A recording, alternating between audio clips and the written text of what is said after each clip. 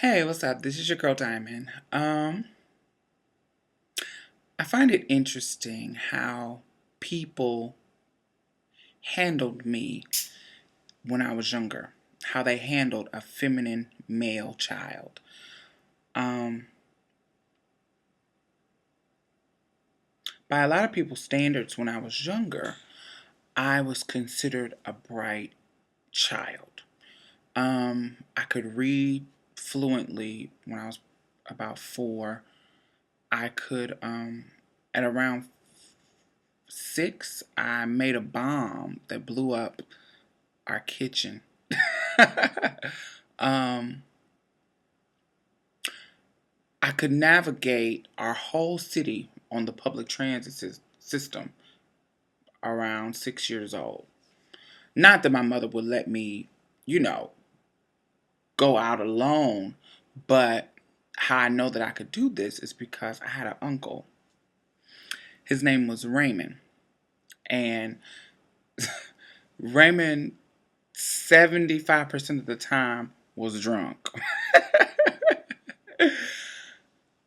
He was funny and loved kids. He loved having fun. He just was.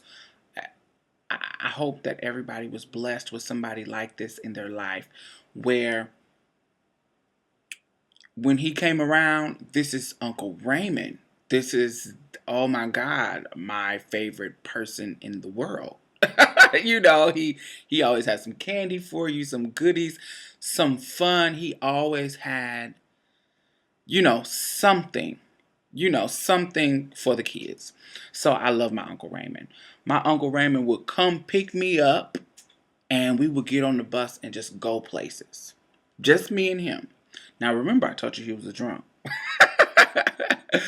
So he we would get on the bus and he would be so pissy drunk that I would have to get us home. This is how drunk he would be. Oh my God. He would be on the bus like this, just cold, pissy, knocked out drunk like this.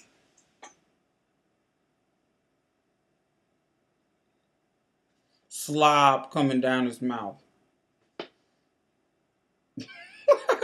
Where I would have to, get us home. If you don't get up, get up. It's our stop. I would have to do stuff like that. But still fun. Still fun. But I would have to know what buses to catch, know all this kind of stuff to get home. And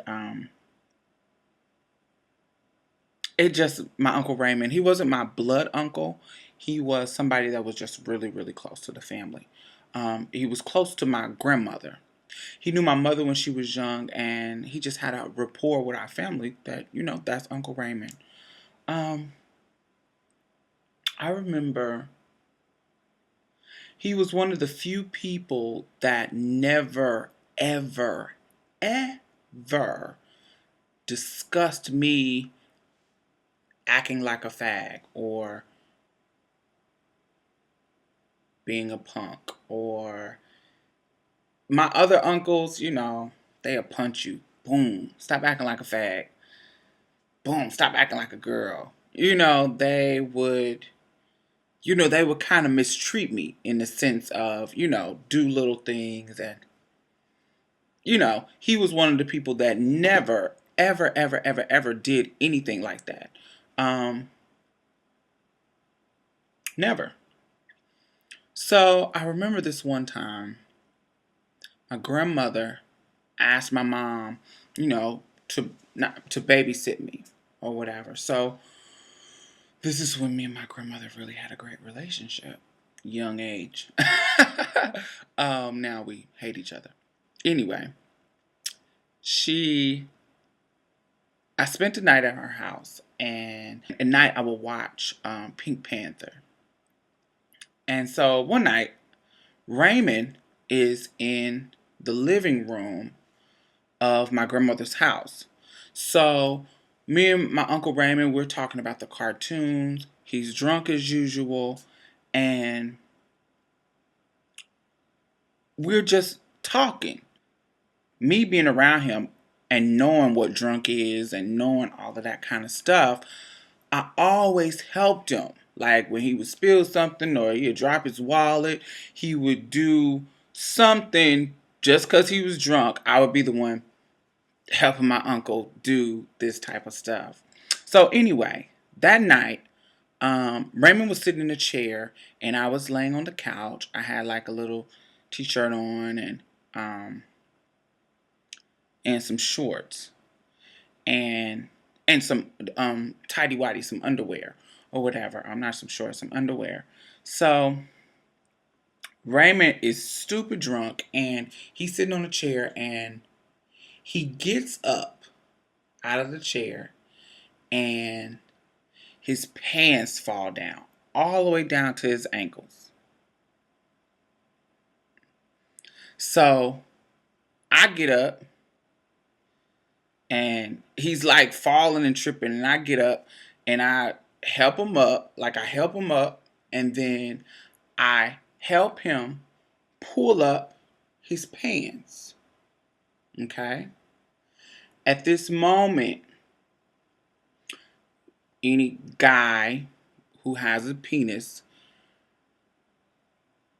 who wears boxers, sometimes your penis will come out the split of the boxers. Not on purpose, it just does it. For whatever reason, if you're moving around, it'll do that.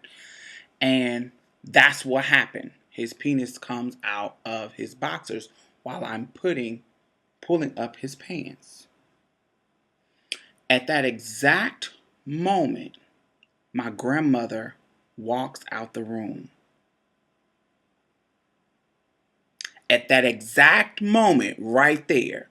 So you see your 6-year-old grandchild, a feminine one, standing in front of a drunk man with his penis hanging out of his boxers, and I'm down there trying to pull up his pants. What do you think she would think? Okay, so of course she thought that he was molesting me or something, trying to do something to me inappropriate, blah, blah, blah, blah, blah. My grandmother totally clicks out. Now, this is one of her bestest friends. This is how we know Raymond, through my grandmother. This is one of her bestest friends. So this is just devastating to her. She goes off. She calls the police. She kicks him out of the house. It just totally,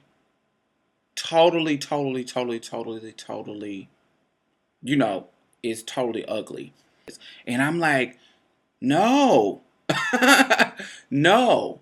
But because child molestation runs rampant in my family's history, my mother was molested, my grandmother was molested, her mother was molested by family members.